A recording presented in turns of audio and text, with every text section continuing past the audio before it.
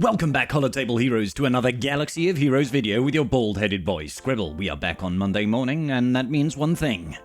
We're about to be galactically challenged. I have some bad news for you, ladies and gentlemen. Yes, we have seen the return, once again, of Gungan Galactic Challenges, which means if you do not have Jar Jar, you can kiss that red box goodbye, but it's okay because you'll still be able to earn your Omicrons at the very least. I know, but this should be expected now, more or less every other Galactic Challenge for the rest of time eternal. Or until we get a new faction.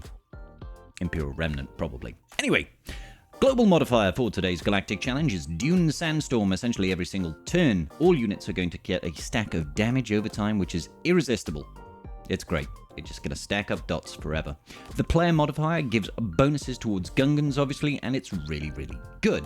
But that's not really going to matter to most people, because it doesn't matter if you use 4 or anything less. If you don't have Jar Jar, you can't max the box, so don't worry about that feat.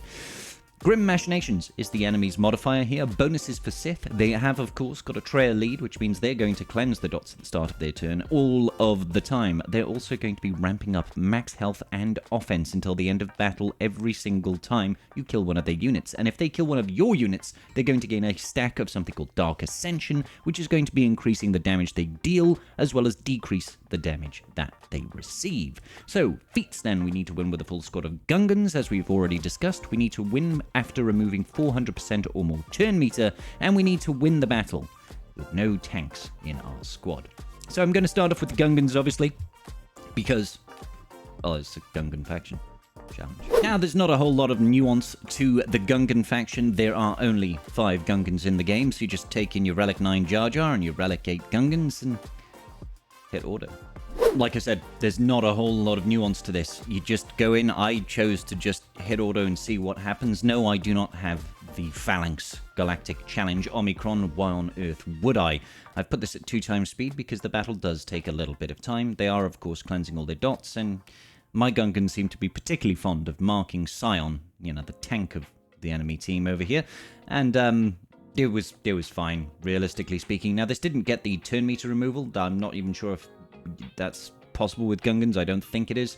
But ultimately, all I did was that last manual target there, changing over to Nihilus. Now, Nihilus shouldn't be able to insta-kill whilst the shield generator is active, but what I found is when I got to this point, the enemy has obviously been stacking up lots of additional max health, which means they just take a flippin' long time to get through. Exposes obviously do help. The dots that are ramping up do help. Any sort of big damage hits that you can get. If you do play this manually, you get a bunch of dots, different debuffs on them. Probably just try to basic with Jar Jar to get that death mark chance. There's a 1 in 3 chance that he'll apply death mark, essentially, and that will help you kill these units so much quicker. I couldn't be bothered to manually play, so I just left it on auto, and it was fine in the end. It just took a little bit of time. As you can see, Nihilus is just about to drop here. Come on. So I think he takes a turn. No, he gets hit in the face by Phalanx, and then it's just down to Treya. And Treya is more or less the same. We kind of had to wait until we got Deathmark on her. Now, she does need to have 3 debuffs before Deathmark will even be a chance to apply from Jar Jar's basic, I believe. And that is a little bit frustrating, but you know, like I said, if you play it manually, you saw we had the death mark there, but then she took a turn, and she, of course, cleanses all debuffs at the start of her turn. If you play it manually, you can obviously try to make that a little bit easier for yourself by forcing Jar Jar to basic rather than use his specials. Try to time it after Boss Nass's second special over there. There you see, we got the death mark, and she drops like a thing that drops very quickly. And you get the feats done. They do have a tank in the team, so obviously you won't get the no tank feat, and if you don't take in the tank, then you're not got a full Gungan, so you have to do more than one battle regardless, right? So when we are looking at instead the turn meter removal and the no tank, I've got a team that works out.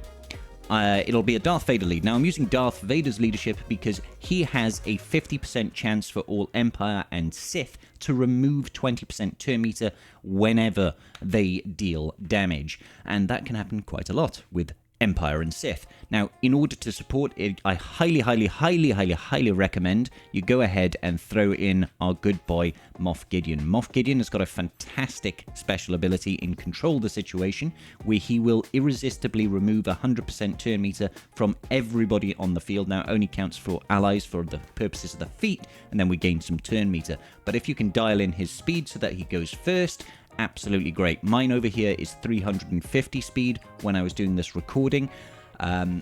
If you can get him to go first right before the enemy team, you'll get most of that turn meter removal done immediately, and if you can loop it back round to another turn with Moff Gideon and use it again, you are guaranteed to have this done. I find one should be enough though. I also like to throw in the likes of Grand Admiral Thrawn into this one, because his fracture ability also has an irresistible turn meter removal, 50% there, and of course fracture is one of the greatest debuffs in the game as well. So we've got constant source of turn meter removal, big chunk of turn meter removal, constant source of control. For the final two people, I recommend a couple of Sith from the Triumvirate. So I'm taking in Traya. The reason I'm using Traya is Traya will cleanse dots on all Sith allies. Those dots are going to be coming in every turn. She can also isolate for a little bit of extra control and can reduce cooldowns on an ally. And for the final slot, and I don't think he's entirely necessary, I'm using Darth Nihilus. Using Darth Nihilus, you've got access to an instant kill, AoE damage, which of course will pair well with Darth Vader's ability to strip turn meter, as well as increasing cooldowns. All very good business. So here we go. Like this. That 350 speed is perfect. We stripped probably about 300+% turn meter there, which is absolutely perfect. Now, I saved off on trying to go into Merciless Massacre at the start. Didn't want to have that happen straight away, so kept it off. Got a nice fracture there, lots of turn meter removal from Nihilus, 50% as we know, and then I isolated Darth Sion, because Darth Sion can tank, and I didn't want to be worried about constantly dodging taunting tanks right now. So Merciless Massacre, getting 5 hits on people. We might get lucky and remove a little bit of turn meter here when we use these attacks. The AoE Crush can also do it. The great thing about Vader's leadership here as well is even though Traya is going to be cleansing those dots, Darth Vader will immediately reapply them, so they can't get rid of the dots at all, which means they're just going to infinitely stack. And see how quickly we got round to an Annihilate there? Getting rid of Traya means that they immediately lose their ability to cleanse any sort of debuff, so when they take turns, they die quite quickly. Now, you might be a little bit worried about the turn meter removal, but you can drag this out just a little bit. I'm passing turns with Thrawn between Moff Gideon and himself, partly because I want more turns on Moff Gideon, but also Thrawn's ability to swap turn meter also cleanses the dots. We don't have a means of cleansing the dots on Thrawn and Gideon without that turn meter swap. So it does serve multiple purposes here. We've also nearly got round to another AoE turn meter removal. Here we go. AoE turn meter removal. Look at the turn meter on Talia, Darth Talon and Nihilus there.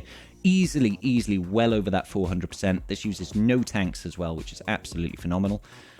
And you should be absolutely golden from here. Now, I haven't really tested many other teams. Normally, for turn meter removal, I'd like to use the likes of JTR. JTR with her droids is a really solid way of managing turn meter, but unfortunately, they don't tend to do too well with cleansing off all the dots. Your team will not be able to control the enemy's Nihilus and Traya too quickly, or quickly enough to control them, in my experience. Now, you might find some luck if you don't have that team here. You might find some luck yourself. If you've got Lord Vader, throw Lord Vader under a Darth Vader leadership for extra turn meter control. You could probably lose someone like Nihilus in that instance. If you don't have Gideon as well, try to just go in with tankier Sith to try and make it work.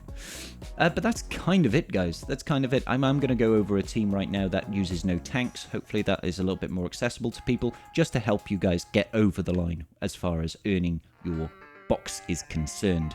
And this is kind of it now, guys. I mean, Talon over there has got like 50 dots, so it's hard life. And that is an easy 400% turn meter removal. And of course, Bane. Bane, don't use any tanks. Get lots of fun AoE business going down, and I mean, just generally speaking, Bane is just kind of fun. So I'm going to go ahead and link Traya here, and then I'm going to link Nihilus. Now I'm linking Nihilus because he actually generates quite a bit of turn meter, and he should take quite a few turns. I'm linking Traya because I really want to insta-kill her.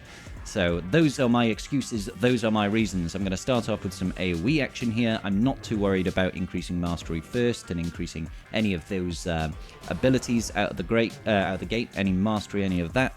But we will use it next time around. So just waiting for some of that good business to kick off, and we should be golden. AoE sucky. Very good. Very, very good. Less characters on our team also means Nihilus isn't going to decrease his own cooldowns as quickly as possible, so it should make things a little bit easier. Highly recommend as soon as you get to C's ultimate, you just go ahead and click that bad boy so we can start yeet, yeet, skeet, deleting people out of existence because they've, I don't know, been rude to us, I guess, for the day. Let's go ahead and just do some AoE action there. Nihilus is still doing the old sucky 3000. Wait for it. Alright, and then we just pop the noggins. Beautiful. And that's kind of it, really, guys. That's kind of it. We just, at this point, auto. Because what are they going to do exactly? We're going to constantly be sapping off their health. Eventually, Scion should even die to dots. If he doesn't die to just straight up pure damage. Very, very easy if you have Bane. Now, if you don't have Bane, just go ahead and throw in the likes of Wat-Tambor and Armorer and Hermit Yoda. Put the recovery tech on C, or even the medpack tech if you're, the tank tech if you're worried about ability blocks and stuff like that. Alternatively, you could also throw in Treya to help you out there. There are quite a few options, but that will give you the tanks, and that will actually be all of the feats that we're going to be covering today on all of the teams. I hope this video was useful to you. If it was, please do hit that like button and subscribe to your boy Scribe so you don't miss a thing. Shout out to my patrons. You guys are incredible. Thank you for your continued support. I will see you all in the very next video. Peace out, and may the Force be with you.